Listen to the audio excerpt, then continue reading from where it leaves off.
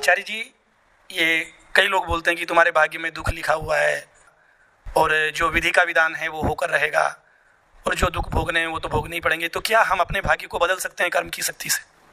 तुम्हारी सामर्थ्य से बाहर की घटनाएं हो सकती हैं। जगत में घटनाएं क्या घट रही हैं उन पर तुम्हारा हो सकता है कि कोई नियंत्रण ना हो, लेकिन उन घटनाओं के प्रति तुम्हारा रुख क्या है, इस पर तुम्हारा पूरा पूरा नियंत्रण होना चाहिए। घटना तुम्हें दुख नहीं देती, दुख तुम्हें मिलता है उस घटना के प्रति अपनी अशक्तता से। घटना घटी और तुम पर छा गई, यह दुख है। घटना घटी और तुम्हारे पास घटना के प्रति कोई समुचित उत्तर नहीं था, यह दुख है। घटनाएं तुम्हें दुखी नहीं करती, तुम्हारी दुर्बलता तुम्हें दुखी करती है। किस दुर्बलता की बात कर रहा हूं? तुम्हारे हाथ कितने मजबूत हैं या तुम्हारी जेब में पैसा कितना है, इसकी बात नहीं कर रहा। तुम्हारा अज्ञान ही तुम्हारा दुख है। आत्मबल ही बोध है। जो समझता नहीं वो कमजोर है। जो समझता नहीं, बाहरी घटनाएं उसे बहा ले जाएंगी, उसे बस में कर लेंगी, उसे गुलाम बना लेंगी। ये दुख है। बाहर कैसी भी घटना घट रही हो, अगर तुम उसे एक समुचित उत्तर देना जानते हो तो दुख कैसा? तो हम अपने दुख के कारण स्वयं हैं। घटनाएं हमें दुख नहीं देती। घटनाओं के सामने हमारी कमजोरी हमें दुख देती है, हमारी दुर्बलता हमें दुख देती है। घटनाएं ऐसी हैं जैसे कि परीक्षा में प्रश्न पत्र दे दिया गया हो तुमको। एक परीक्षा केंद्र है, उसमें सब विद्यार्थियों को एक ही प्रश्न पत्र दिया गया है। कुछ हैं जो मुस्कुराते दिख रहे हैं और कुछ हैं जिनकी हवाइयां उड़ी हुई हैं। अब बताओ मुझे, दुख क्या बाहरी घटना में है, दुख क्या प्रश्न पत्र में है? जिसको सवाल समझ में आता है, जो चुनौती का सम्यक जवाब दे सकता है, वो मुस्कुरा रहा है। और जिसको जिंदगी का सवाल समझ में ही नहीं आ रहा, वो रो रहा है। तो दुख कहां है? दुख घटना में है, बाहरी प्रश्न पत्र में है, या दुख तुम्हारे भीतर है? दुख के कारण तुम स्वयं हो। हमें बड़ा अच्छा लगता है किसी और को अपने दुख का कारण बताने में। हम घोषित करना चाहते हैं कि हम तो बेचारे हैं, गरीब हैं, शोषित हैं, कोई और है जिसने हम पर अन्याय अत्याचार कर रखा है। हमारे दुख का कारण कोई और है। हमारे दुख का कारण कोई और नहीं होता, हम स्वयं होते हैं। दुनिया में कोई ऐसा नहीं है जिसे किसी दूसरे ने दुख दिया हो। दोहरा रहा हूं, तुम्हें दुख मिलता है तुम्हारे अपने अंधकार, अंधेरे, अहंकार और अज्ञान से। दुखी हो तो अपने आप को जिम्मेदार मानो। दुनिया पर दोषारोपण करने से दुख नहीं हटेगा और बढ़ेगा ही।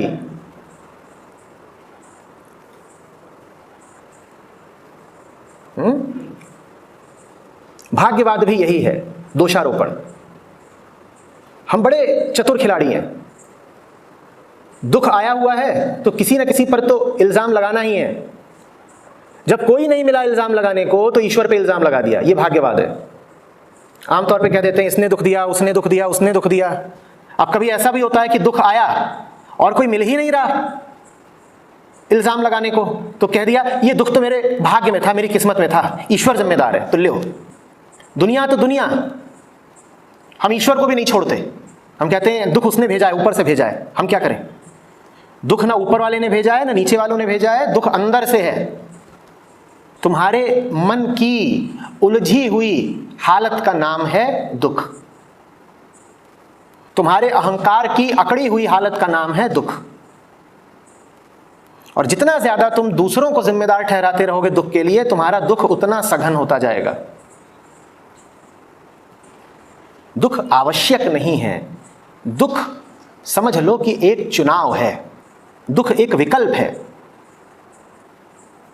तुम चुनते हो दुख को। अज्ञान को चुनकर, झूठे अहंकार को चुनकर तुम चुनते हो दुख को। दुख कोई अनिवार्यता नहीं है, तुमने चाहा है इसलिए दुखी हो तुम। और यह बड़ी राहत की बात है कि तुमने चाहा है इसलिए दुखी हो तुम, क्योंकि इस बात से पता चलता है कि जब नहीं चाहोगे दुखी होना तब दुखी नहीं रहोगे तुम। अगर चाह कर और चुनाव करके तुम दुखी होते हो तो अपना चुनाव बदल भी तो सकते हो ना।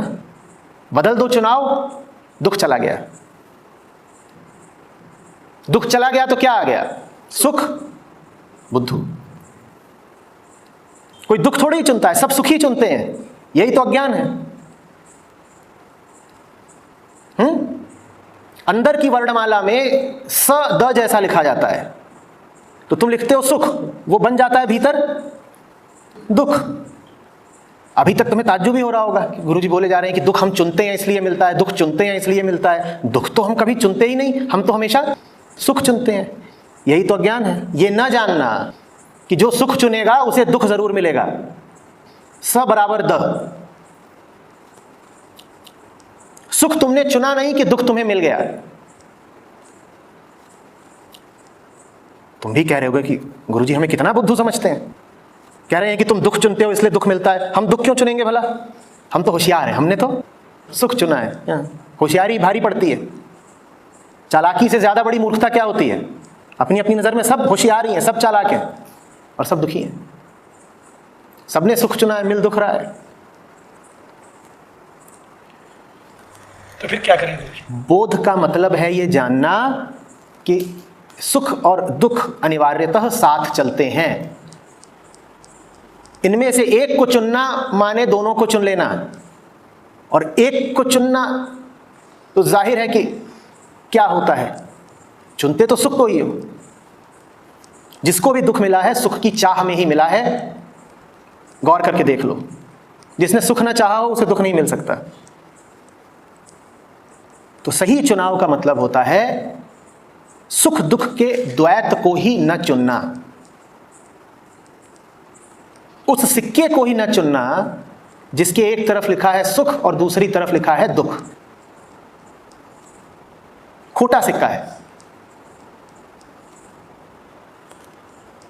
सुख दुख के पार कुछ होता है, उसको चुनो तो दुख के भी पार निकल जाओगे। सुख का मतलब होता है वो हुआ जो मैंने चाहा, दुख का मतलब होता है वो हुआ जो मैंने नहीं चाहा। इन दोनों के ही केंद्र में बैठा होता है मैं। मेरी आशा अनुसार कुछ हुआ, मैं कहूंगा सुख। मेरी आशा के विपरीत कुछ हुआ, मैं कहूंगा दुख। सुख और दुख दोनों ही मैं को प्रबल करते हैं। और मैं चाहे ऐसे प्रबल हो चाहे वैसे प्रबल हो, तुम्हारे लिए हितकर नहीं है। ये चुनाव कर लेना कि हित चाहिए, मैं का विस्तार नहीं चाहिए। मैं को खिला खिला के मोटा नहीं करना है, हित चाहिए। यह है सही चुनाव। जब तुम अपना हित चाहते हो तो तुम अपनी उम्मीद नाउम्मीद, पसंद नापसंद से आगे निकल जाते हो। तुम कहते हो कुछ मुझे पसंद हो चाहे नापसंद हो, कुछ मेरे अहंकार को बढ़ाता हो चाहे ना बढ़ाता हो, मुझे करना ही है अगर वो मेरे लिए हितकर है। ये बोध है और इसका फल होता है आनंद। आनंद सुख दुख दोनों से पार की बात है। जो सुख चाहेगा उसे दुख मिलेगा। मुझे ऐसा लगता है, मेरे बारे में जब से मुझे समझ आई है तब से मेरी चाहना या ये कामना नहीं होती है कि मुझे सुख चाहिए या लग्जरीज या कुछ भी। फिर भी कुछ टाइम से इतना मैं डिस्टर्ब हूँ, परेशान हूँ, उसके चक्कर में मैं पूरा ट्रैक से नीचे उतर गया हूँ। उसके बावजूद गलत लाइन गलत जो भी पूरा मतलब मैंने कभी चाहा नहीं है। आज भी ऐसा लगता है कि मुझे कोई सुख की कामना नहीं है, फिर भी दुख हर तरह से प्रॉब्लम्स वगैरह बहुत सारा उसमें। तो खोज लो कि सुख की कामना कहाँ है। द्वैत का नियम तो कोई अपवाद रखता नहीं। मैंने कहा अज्ञान ही दुख है। इसी बात का तो ज्ञान नहीं है तुम्हें कि क्या चाह रहे हो। चाह तो रहे ही हो तभी दुख है। खोजो कि क्या चाह रहे हो। कैसे पता चले? अपने जीवन को देखो। चाह तो रहे ही हो ना। अभी प्रश्न पूछने को इतने आतुर थे कि हड़बड़ी में बीच में ही बोल उठे थे।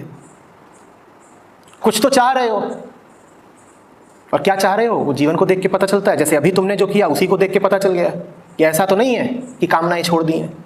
जो कामना छोड़ देता है उसकी हड़बड़ी भी छूट जाती है।